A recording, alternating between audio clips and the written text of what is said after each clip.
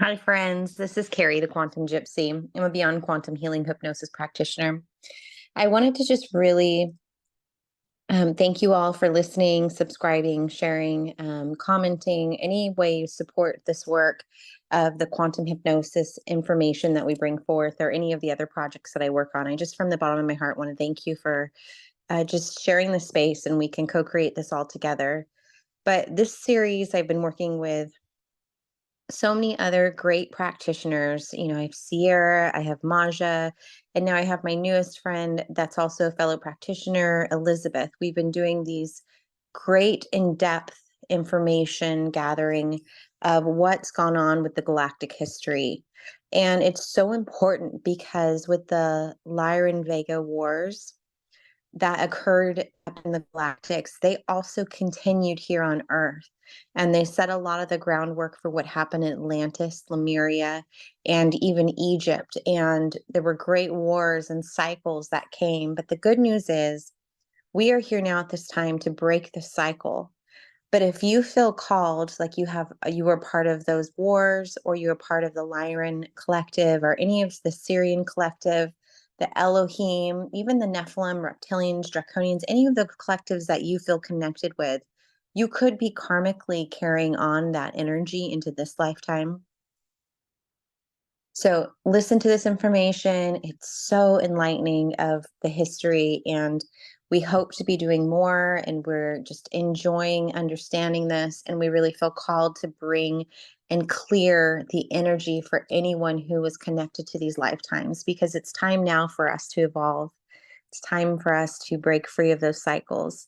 And it's time for us to create the world and manifest the world in the fifth dimensional energies of what we want to create, about just love. And so we're here for it. If you feel called to have your own session of your own, please reach out to me. I will also place Elizabeth's information in the description, and any other information and links that we can also point you to if you need any help. We're here for you. All right, guys, this is going to be part one of a who knows how many part series, but we got 3 parts out of this one channeling session alone. And Elizabeth was a great vehicle in relaying this information. So enjoy. I hope this clears, brings higher information. And yeah, we're all in this together, guys. I love you.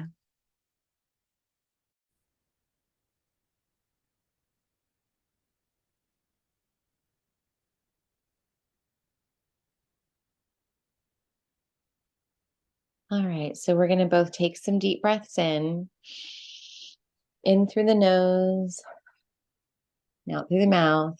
We're just relaxing. We're letting our energies combine, come together so that we can get the highest perspective information for the collective of humanity, especially those who have experienced the Lyra Vega star system or war, or that have carried any of that energy that they need to clear on this side on Earth right now at this time. Placing this beautiful golden pyramid over us. This golden pyramid has so much beautiful golden energy. This energy is just healing us. It's high vibrational. It's the most pure energy that's just getting in our energy field, aligning our chakras, aligning our energies, and making it comfortable for the higher self to come in and give perspective. And so now that our energy field is clear, we're aligned, I now ask the conscious mind to recede with much love and much thanks, and for the higher self to come forward. And as the higher self comes forward, I just want to just make sure that we're connected here before we ask for information.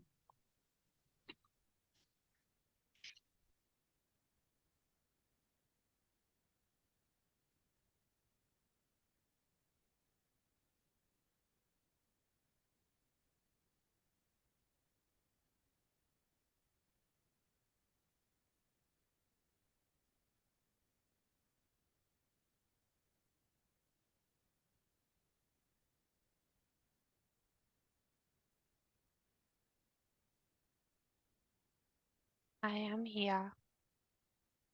Thank you so much for being here at this time. I know that you know that we have some questions that we want to explore, but would you like to do this in a Q&A format, or would you like to take Elizabeth to a different lifetime to show her what she needs to see? I will take her to the time when I came to Earth very long ago. It was after the fall of Atlantis and before the cataclysm solar flash event. At that time, there was a period of great unrest upon the earth plane. And at this time, the being known as Set, the fallen angel Satanal, came into a physical form and a denser form. And at that time, he was known as the Egyptian god Set. And at that time, we had to intervene because he was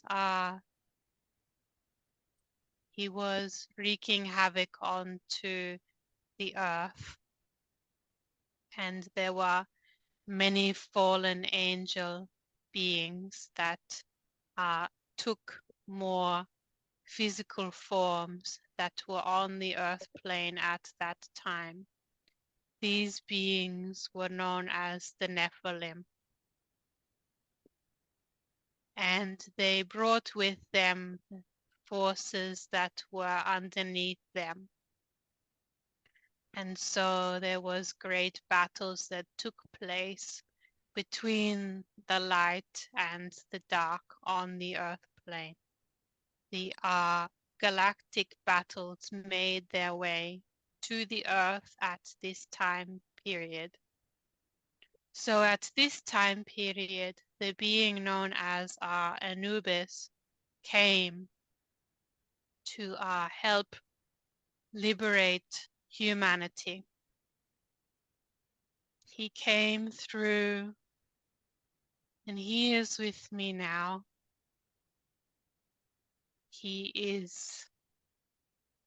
This being is very dear to me, and he connects in with my heart. And so he is providing his perspective to me. So he is telling me that on his world he received notification, the assignment, and I'm seeing that it was one of the Lyran colonies that he was living on, and he was one of these beings with the black hair and the big dark eyes that she speaks of, this race. I'm hearing that he calls them the Alukark race. This is the name of their people. So these people decided to assist with the liberation of Earth because at this time they had much success with the military operations in their colonies. But before he came to Earth, there was an attack, and many of his people, they were deceased. So the beings that were left, some of them decided to come to Earth anyway in order to help. He felt a calling, he says, to come there, even though he only had a few other of his kind with him. He felt a calling, that it was his destiny to assist in this conflict. And so he came, and this was when he came during the beginning time when we, the Elohim, weren't there in our full force, but there were some other Elohim beings there at the time, namely the ones that are Isis and Osiris, and they were helping Earth at the time. We came later on when there was a bigger emergency. So he came in this earlier period. I'm seeing he traveled through with his spaceship, or in his ship, to the through the wormhole type of interdimensional portals, gateways, and he traveled through the interdimensional highways to Earth, and then he arrived in a ship with some various Lyran beings. Some of them were scientists, and they decided to study the Earth, and he was on there to help as well, and he just felt that it was destiny to come there to the Earth at that time. So there were various different types of Lyrans on his ship. And when he disembarked, he quickly became acquainted with, I'm seeing he became acquainted with some of the Elohim beings as well. He became a favorite of Osiris and the others, and he was always with them. There were many extraterrestrials on the Earth at this time, and there was the conflict with Set, which was continuing. This was a continuing thing that was happening, that was taking place.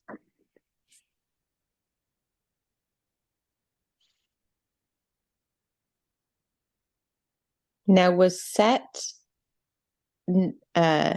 Nephilim? Yes, he was a Nephilim being. He was a angelic being, and originally an angelic being that had fallen so far into density that they had decided to play the role of the villain, so to speak. And was the conflict that Anubis came from, was that the previous conflict that we explored in session where there were lights in the sky? Yes, yes. This happened much, much later on, however, and his kind had genetically modified themselves to be taller and stronger at that point. But always, this was an early part of the conflict. Later on is, much, much later on is when Anubis comes into the picture, and he incarnated into a body. I'm seeing he was, in fact, grown in one of these vats as well. He was grown in an artificial environment, but he had the genetic stock that they used to create Anubis was, he had some royalty in him. He is just telling me he had something special within him that they used for the creation of his body. a special part of his race that was connected with the royal family of that species.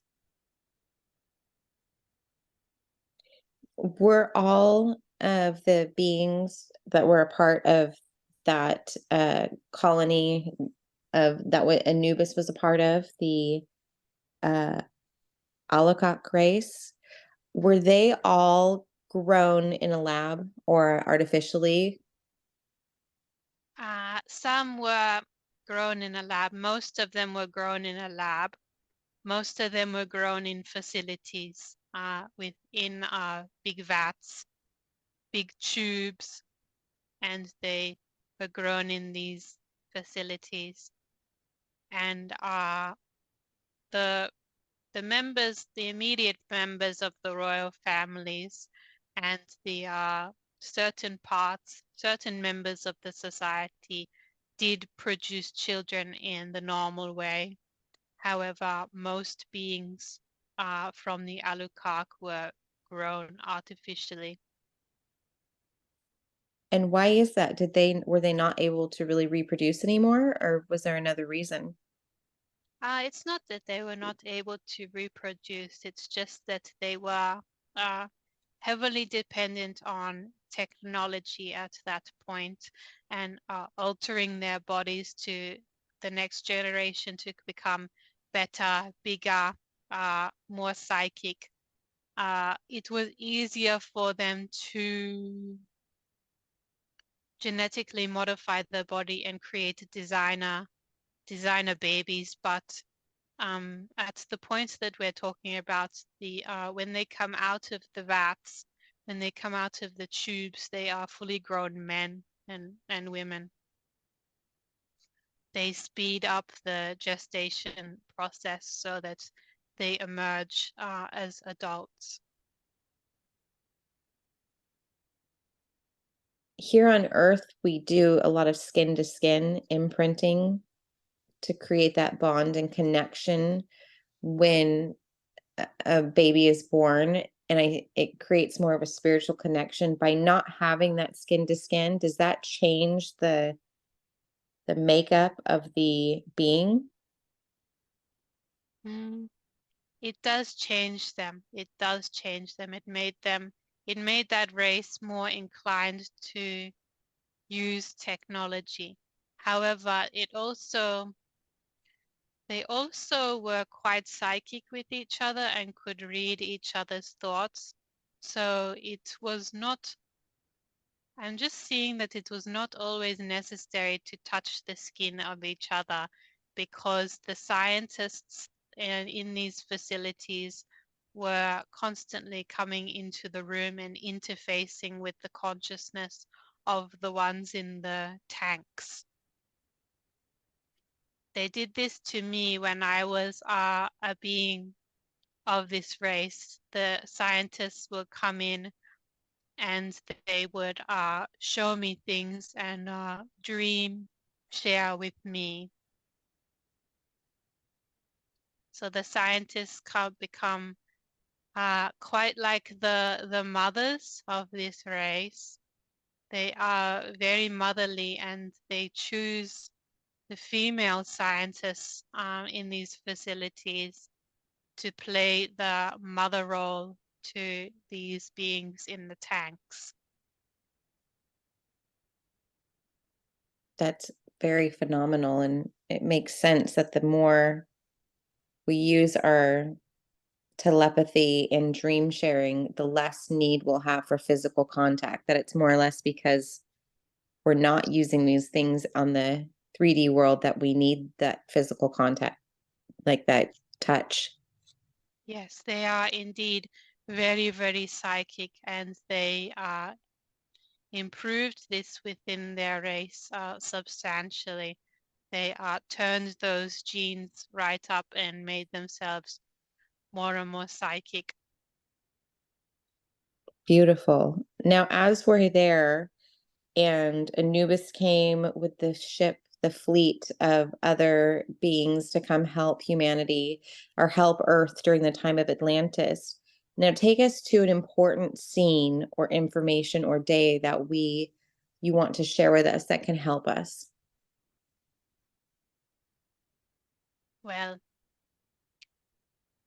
he is just showing me that the time that Set took over completely and killed Osiris, and he was the pharaoh at the time, the Elohim Osiris. And then they're having to flee, and he fends some of them off.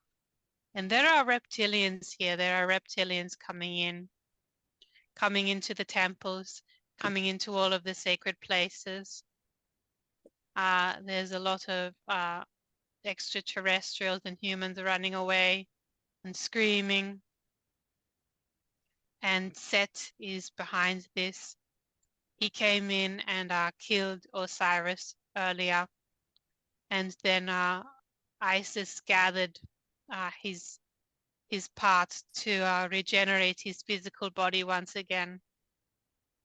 And then they fled. But Anubis was there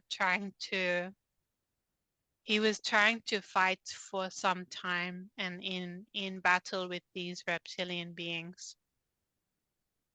He was a warrior, but also very much a mage as well, a very, very psychic being. So he was there, and this thing he wears armor, and he's very, very quick, and he fights them off, but there are too many of them, so he just sort of fends them off until some other extraterrestrial beings that he's protecting can escape. And they make their way into these ships, and they escape, and they go to what you would call Jerusalem today. They go to this mountain area that has an underground sort of facility that's been hollowed out, and the extraterrestrials that escape, they disembark, and then they go into the underground of Jerusalem.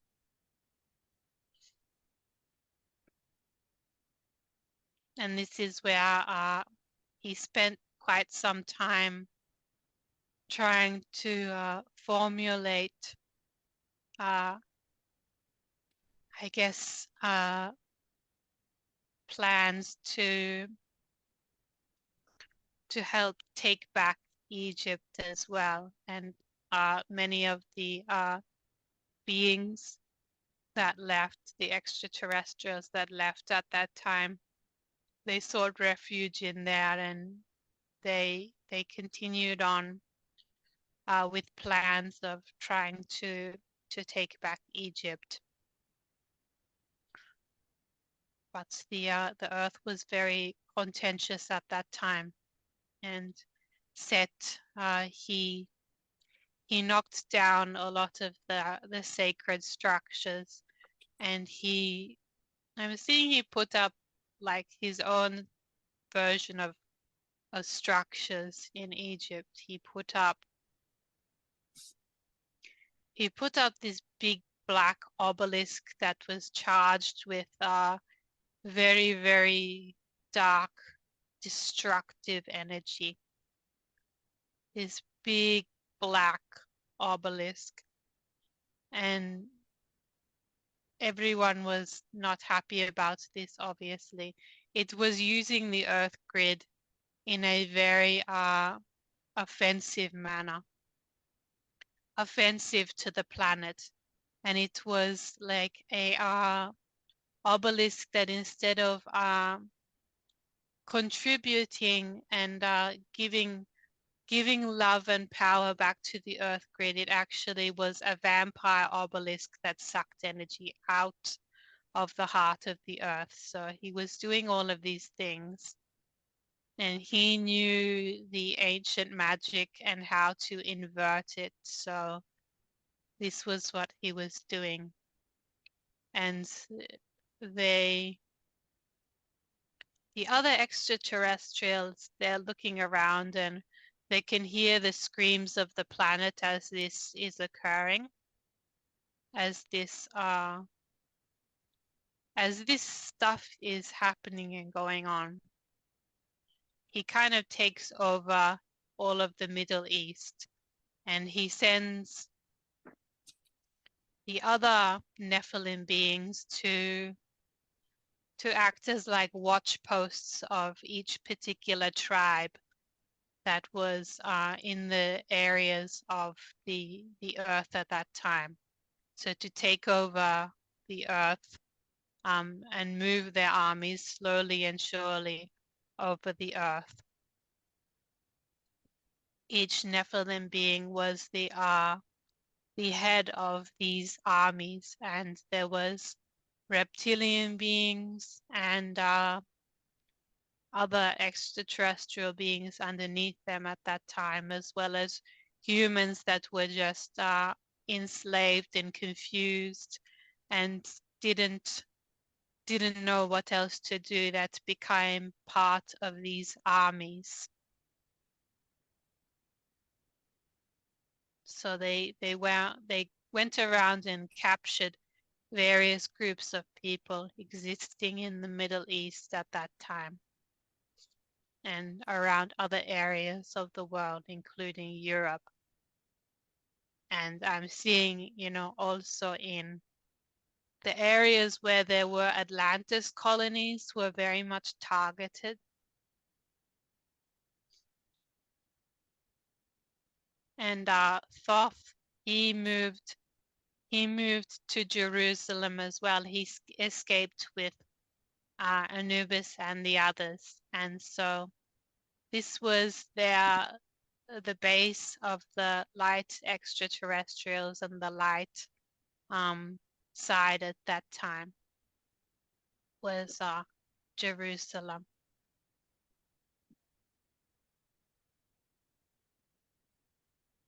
Now, why did Set and the reptilians work together? What was the connection with the Nephilim and the reptilians?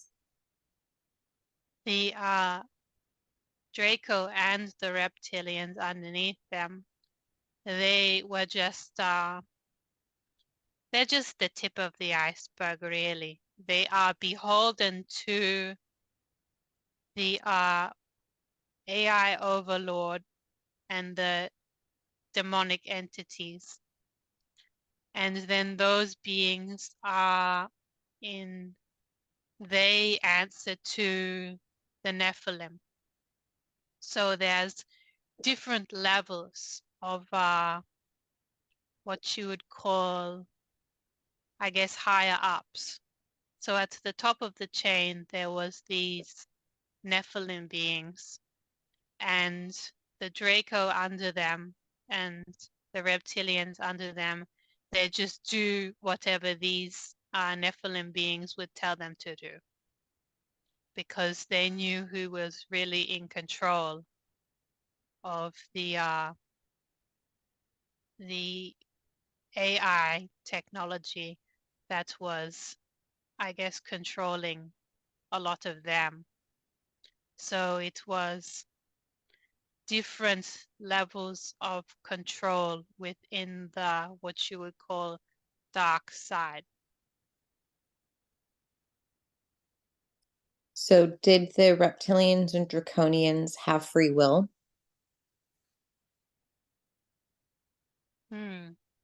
This is a difficult question, because from the grand perspective, they do, but from this perspective, at this point, they were enslaved. So they experienced enslavement. Their souls at the higher level could have chosen to experience enslavement in this experience, but on the middle level, you would perceive this as being enslaved.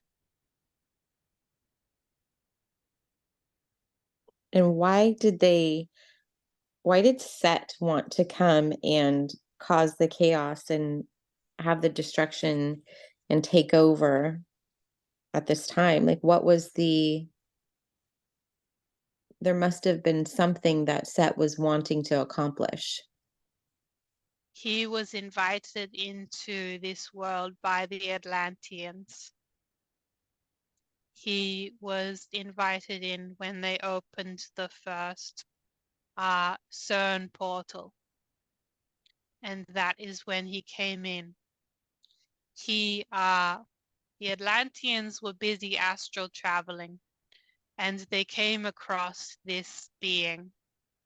And this being, he was offering them various things if they were to let him into this world.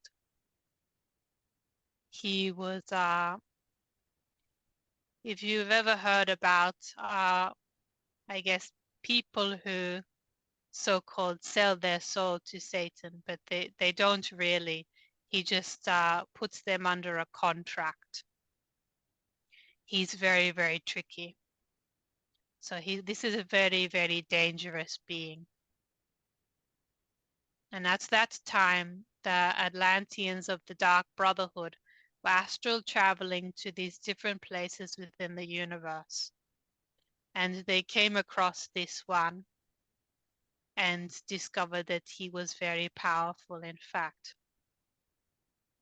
And he offered them that if he comes to their world, that he would do great things for Atlantis. He would help Atlantis take over the whole world and help their civilization become so great, unlike anything that they'd had ever seen before, and that they would all be kings, great kings. And the Dark Brotherhood, they were very excited by this. And so they decided to begin work on the project. And as they were astral traveling and seeing Set, he provided them instructions on how to go about with this portal. And the other Nephilim that they traveled to were also providing instructions. So they were visiting them astrally so that they could come into this world in a more physical sense at that time. And so it is all a concept of free will. These Nephilim beings do not come to a planet unless they are invited.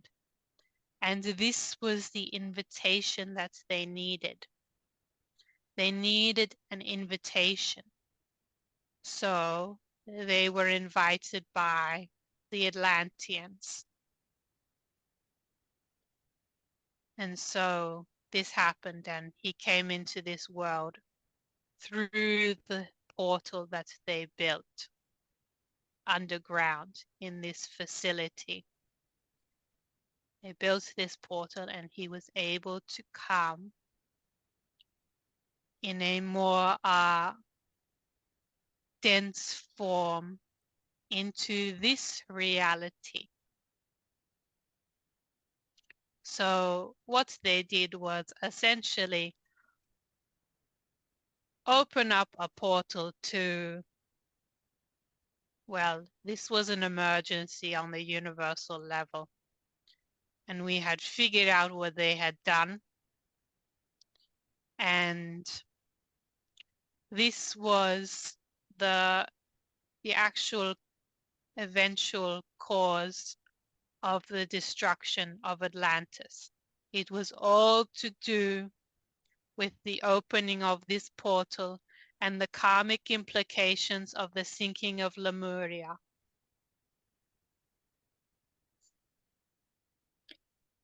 Is this what you're referencing? What is inscribed in the Emerald tablets?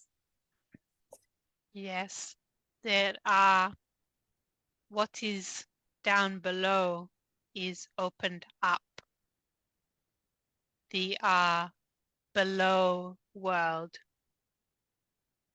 which is humanity does not know very much about this time, but as there is the pleroma, the higher heavenly spiritual universe, as you see in the, I guess, the old myths and texts explain some of this. There is the higher universe, then there is the middle plane, and then there is the lower universe. And this is also talked about in these planes of existence are talked about in occult literature, like the Kabbalah and ones like this. The Kabbalah, that is the correct term. So you can research about this in the literature on the Kabbalah, these planes of existence, and also in the Nordic sort of myths, where you have the Midgard, and then you have the higher realms, and then the lower realms.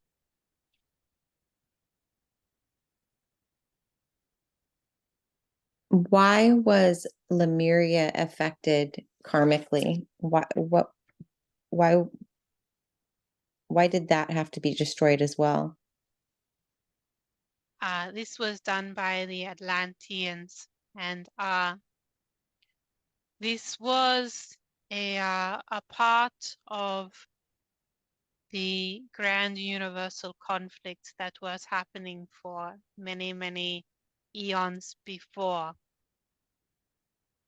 It was the two forces of the masculine dominating energy against this feminine energy.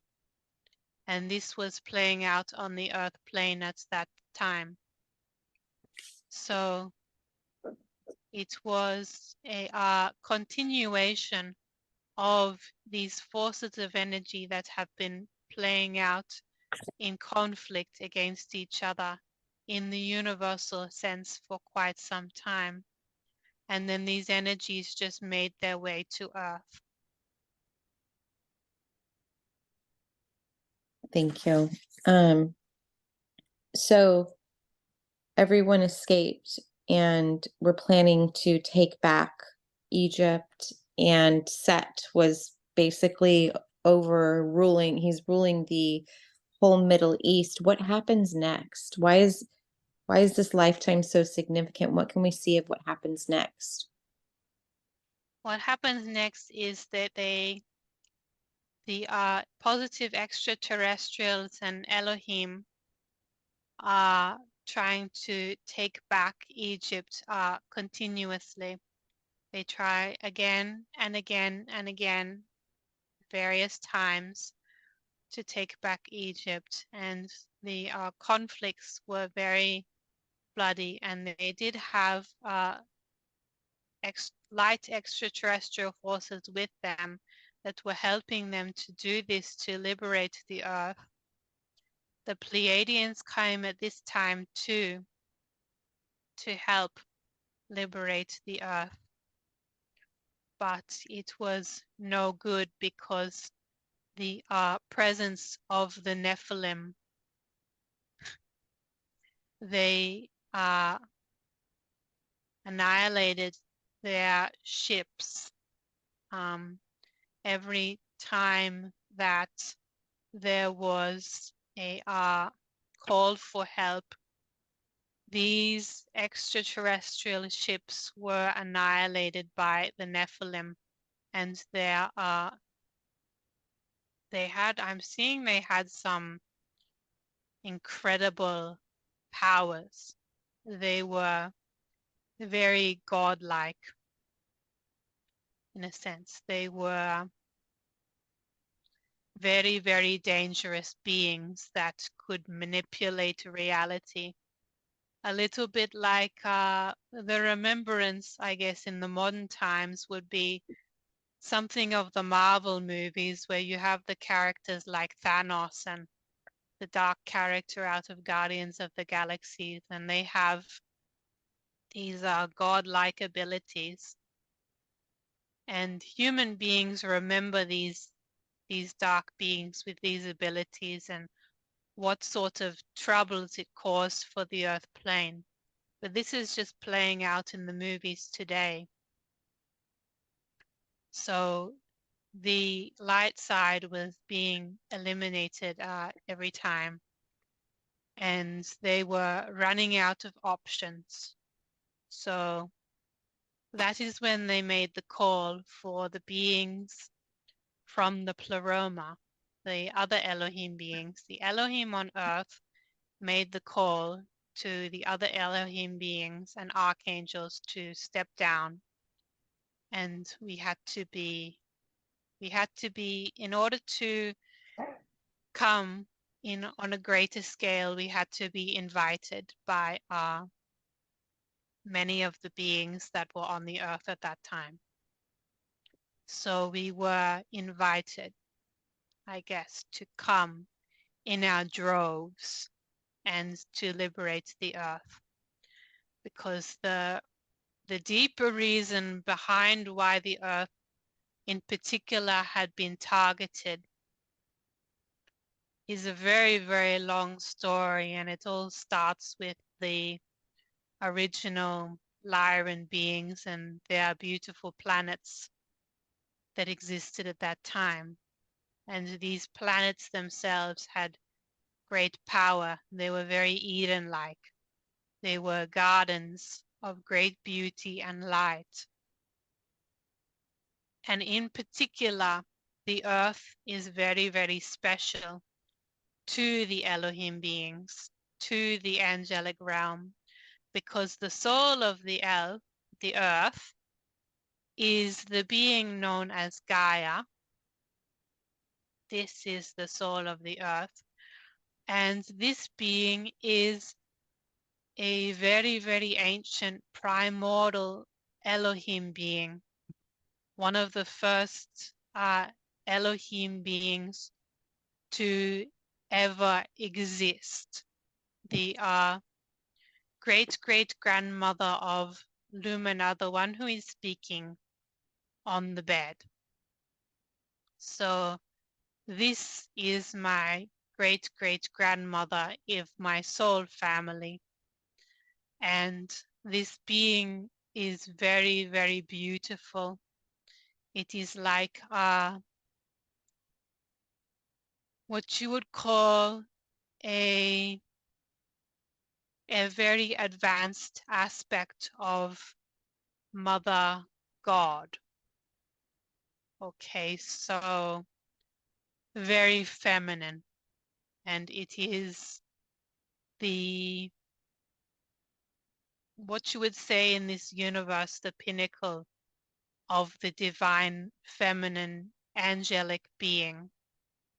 It is the great grandmother of all of these Elohim beings. So this being, its soul fragments became what is known as the soul of the earth. Only a very small percentage of this great mother being is existing within the planet. And this, she decided to take a planetary incarnation, and the body is called Earth, but the soul is called Gaia. And it is part of a much, much larger being. So this is why the earth in particular was targeted. It is to do with who she is. Do they feel like if they can take down Gaia, that they can weaken the larger perspective of Gaia? It is because if you hurt something that someone loves, you have power over them.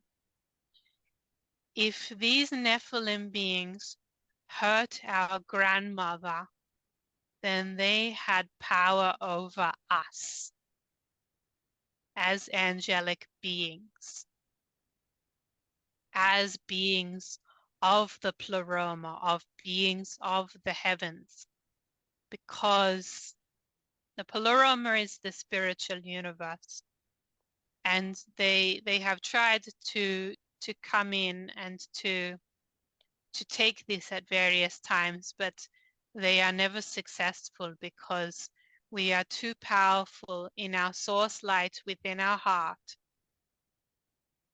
We are very powerful and evolved beings, so they cannot touch us where we are.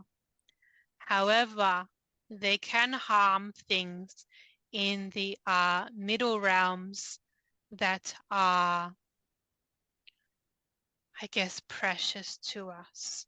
They can harm things that are precious to us. And this is something that these types of beings do. And this carries on in your world, how with the dark ones, the satanic forces in this world, if they cannot touch you, they will hurt your family. This is the same sort of concept, except much more on a smaller level. They could not hurt us, but they could hurt what was of our family on these physical realms. Does that make sense? Yes, it does. And I'm a mother. So if you come for my kids, I can understand how that would affect the Elohim.